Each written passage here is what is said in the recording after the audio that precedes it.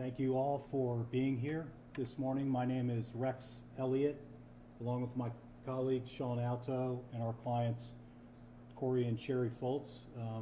This is a historic day in the battle to end hazing in this country. You are here today because we have resolved our dispute with Bowling Green State University.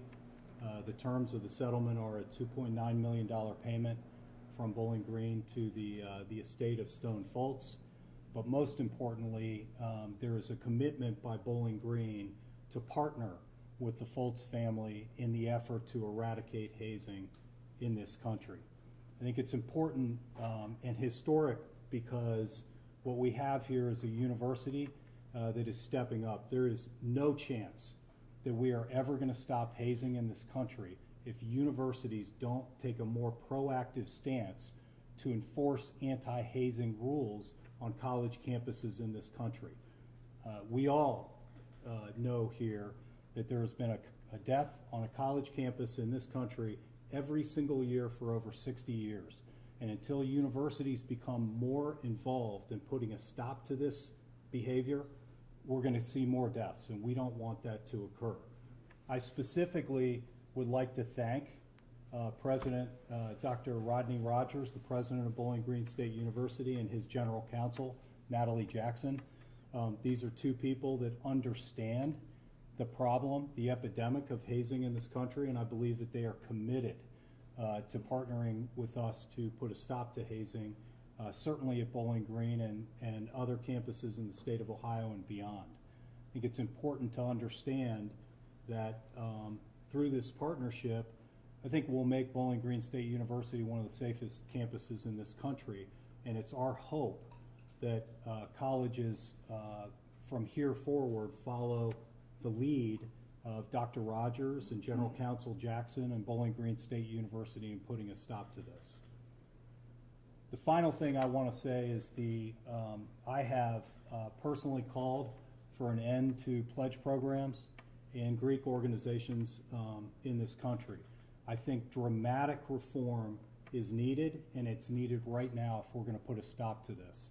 The reality is that Greek organizations will not survive in this country if hazing does not come to an end. There is value to Greek organizations. There are good social lessons that can be taught. There is learning, and there is great charitable and philanthropic activities that occur through Greek organizations. But hazing and pledge programs are a relic of the past. All the deaths and injuries that we are seeing on college campuses in this country are coming through the pledging process. Active members have something the pledges want, and the pledges will do almost anything they're told to do to get it. And we have to put a stop to that. And so I've asked the Inter-University Council to take a gigantic step here and to eliminate pledge programs on college campuses in the state of Ohio and beyond, but at a bare minimum, dramatic reform is needed with these pledge programs if we are going to make sure that we don't have press conferences like this for any other family at any point in time in the future. Our goal is to eradicate hazing so no family ever has to go through this again. And one of the great things that the settlement will do is to enable the I Am Stone Foltz Foundation to continue their efforts through Corey and Sherry and DJ, Stone's aunt, to eliminate hazing in this country. So with that said, I open the floor to questions. Sean and I are able to handle any questions relating to the legal process, and you're free to ask Corey and Sherry any questions you want to about this settlement or the lawsuit. Rex, you couldn't get a jury to convict on the most serious charges. I mean, how does that weigh into all this? The jury obviously said there was some personal responsibility elements to it and didn't quite blame the hazing, and yet, you know, your contention is that the hazing definitely influenced the pledges want something, the people in control have the power. I mean, how does that all play into this? Yeah, and keep in mind, the jury did convict them of hazing, and under the laws that existed before Collins Law, those convictions would have been felonies now, and we would have seen much larger prison sentences. But Tom, the answer to your question is, there's an imbalance of power here, and there isn't freedom of choice. These kids are so invested in the process that when they get to the end, and there's a big brother, little brother event like this, and all their active members are telling them this has happened for years and years and years and nobody's been hurt, they suck it up and they think they're going to go through one more thing to get the prize that they're looking for, and something like this happens. So that's what I'm saying we eliminate if we get rid of the pledging process. We eliminate all this stuff, and then we can have Greek organizations that provide value to society, because I don't think anybody sitting here at this table wants Greek organizations to go away. But hear my words, if hazing continues, Greek organizations will not survive. Sherry, what are your thoughts on this settlement now that it has a dollar figure and now that this portion seems to be over? What's running through your head today? Obviously, the money has nothing that means anything to us because it's not going to bring Stone back. But what it does allow is us to move forward and help us through the foundation, as Rex mentioned, continue the education piece of it, and teach the students, the community, the parents, about hazing, and we can continue our fight in saving lives. Would you say this is closure for you and your family? There's never going to be any closure. Nothing's going to bring Stone back, obviously, so that piece of our heart's never going to be filled again. So closure's never going to be there for us. Sherry and Corey, talk about what it's been like for you to be here today, sitting alongside representatives from Bowling Green State University and coming to this settlement together. What message do you want that to send, that you've arrived at this settlement together and there's a bigger mission here? From day one, we've always wanted the same thing as Bowling Green, to eradicate hazing across the country. So I strongly believe that today, moving forward, we can work with Bowling Green, and Bowling Green will be one of the first universities to take the big step towards eliminating hazing across this country. And let me tag team on that. Dr. Rogers, the president of Bowling Green State University, and his general counsel, Natalie Jackson, were in this office just days after Stone passed away. These are administrators that are good people, and they took it personally.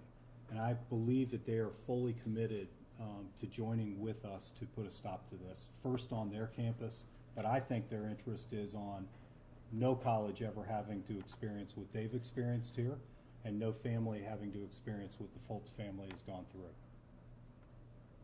Sherry and Corey, how does this feel different from the end of the criminal trial in the civil portion?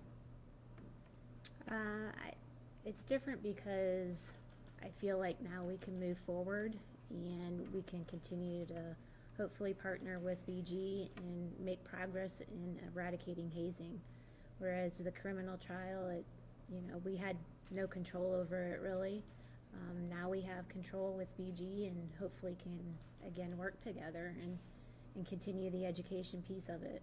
We can make today a positive move where after the criminal trial, no one won. We left there as grieving parents, and those individual boys that were involved left there as criminals. It was a no-win situation after the criminal trial. And let's all keep in mind that these young kids do have responsibility for what happens in these situations, but they're just behaving within a system that was created for them years and years ago by adults. And one of the things that we think is monumental with this resolution is that we have a university that is now at the table and is in the room. We have an adult in the room to help us put a stop to this. I think the judge in the criminal trial couldn't have said it any clearer at the sentencing. If we are going to continue to foist responsibility to end hazing on 18 to 22-year-old kids, it's never going to end. We now have the adults in the room, and that's where the change is going to occur. So how do you then stop behavior behavior on a Saturday night at 10 p.m. when you have all those adults that you say are in the room, but it's Saturday night at 10 p.m., there's no adults, it's 18 and 22-year-olds. Well, if you get rid of the pledge program and you have these ritualistic, events that are replete with alcohol and drugs, you'll go a long way. But let's face it, we have a problem with alcohol abuse on college campuses, and that's not an issue we're here to talk about today, but it's a big problem, and it needs to be tackled as well. Can you talk at all about specifics with the Stone Foltz Foundation, some of the specific work that's going to be done? You talk about some training. Is there anything beyond that that you can think of, or expansion of some of the work that you will do? Yes, we hope to continue the education. We want to take that further. We think it's important to get it into the high schools, just because it's going to be, before they go off to college. We need to teach them about the, peer pressure and belonging. We need to give them a sense of, how to handle that before they get off to college and, have their own responsibilities and becoming an adult and making those decisions. I think the education is going to be a huge part of it, and we will continue that, and we will continue to fight on until we can, get this education passed and into the schools. With our foundation, we have done several different speaking engagements, and part of our training is just as simple as alcohol poisoning, to know how much is too much. And we really want to get that out in front of parents so they can get involved with their children and help keep them safe and make the right decisions, as well as with high school and middle school kids to understand how much is too much of alcohol. What do you think Stone would say today? I think he would tell us he's proud of us. He knows we have the fight in us, and we won't stop. And that day in the hospital, I'm making that promise to him that we would end hazing, and we wouldn't allow this to happen to anyone else. And I think he would be proud, because he knows that's exactly what we're doing, and I think he'd be smiling. I think he'd be very happy to hear that we're caring for other parents' children as well. I mean, to this day, we hear stories of Stone and how he's touched other individuals. So I think he would be very proud that we're continuing his legacy by helping others. If a high school parent came to either one of you and said, hey, I'm thinking about my kid pledging a fraternity, after everything you two have been to, what would you say to that family?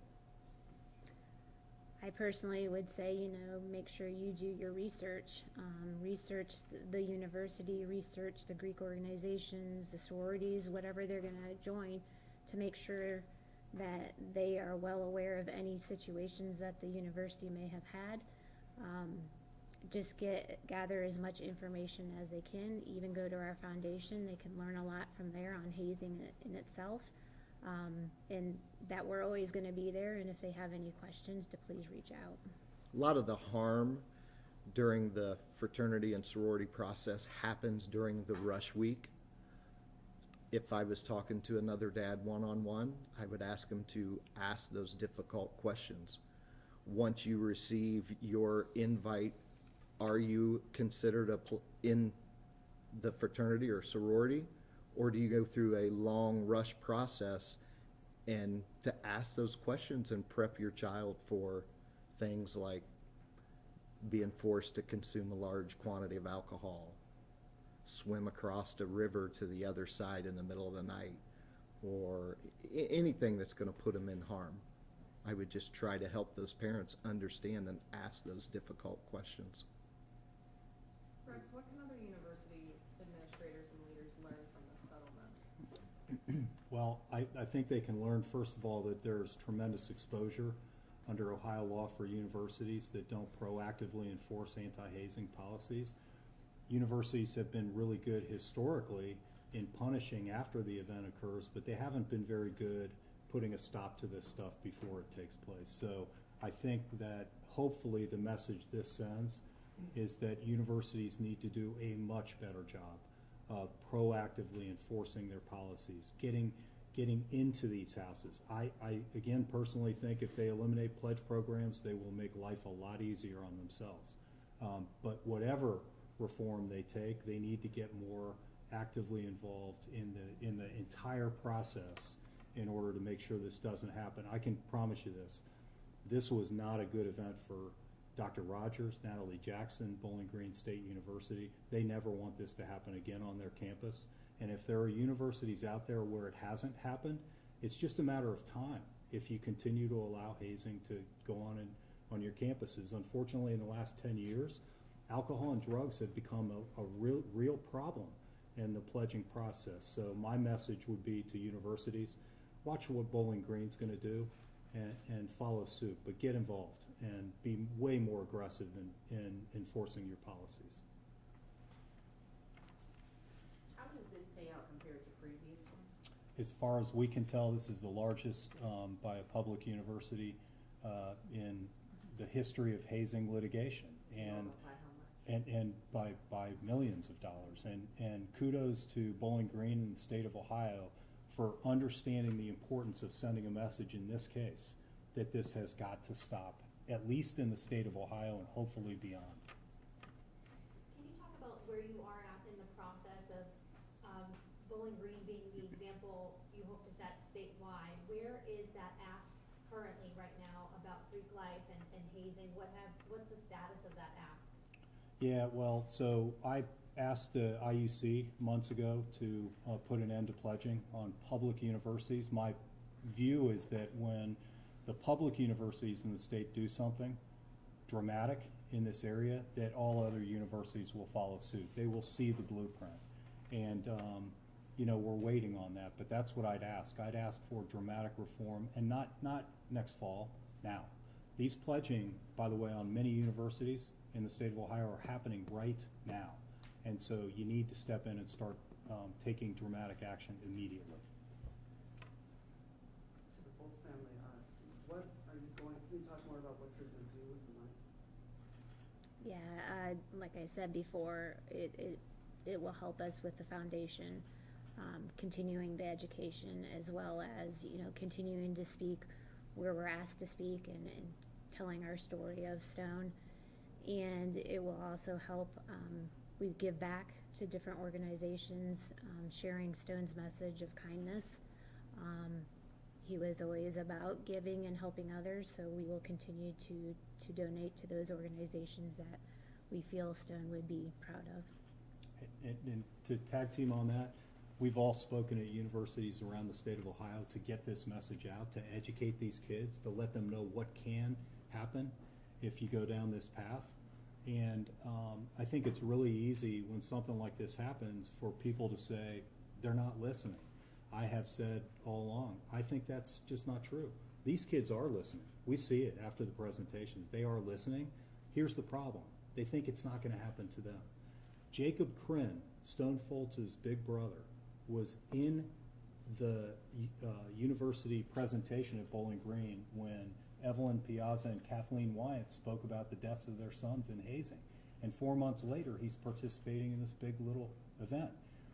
That's the problem. They think it's not going to happen to them, and we're here to say it can happen to you, whether it's you get hurt or you die, or whether it's you're on the other side, right? You're in the criminal justice system, you're expelled from college, you've got a black check mark next to your name for the rest of your life. It can happen to you, so don't do it. Hey, Rex, I have one question online. Can you provide more details about the settlements against the fraternity and its members? Yeah, so we settled our case against the national fraternity, the Pike National Fraternity, long ago. We've also settled our claims against many of the individuals as well. There are only a few that are left. This is obviously the most important because, as we've said, you know, in the civil justice system, all you can do at the end of the day from a jury is get money, and this has never been about money. It's about change. And we think the settlement today will enable the foundation to continue its efforts, but also the importance of this settlement in Bowling Green being willing to partner with us to reform and to put a stop to this is so critically important. So there are a few remaining claims out there. But for all intents purposes, this is the most important settlement we've reached in this case. All right. Good. Thank you, Anything everybody, else? for joining us today. We really appreciate you taking the time, and some of you traveled far to come here, so we appreciate your efforts today. Great. Thank you. Thank you.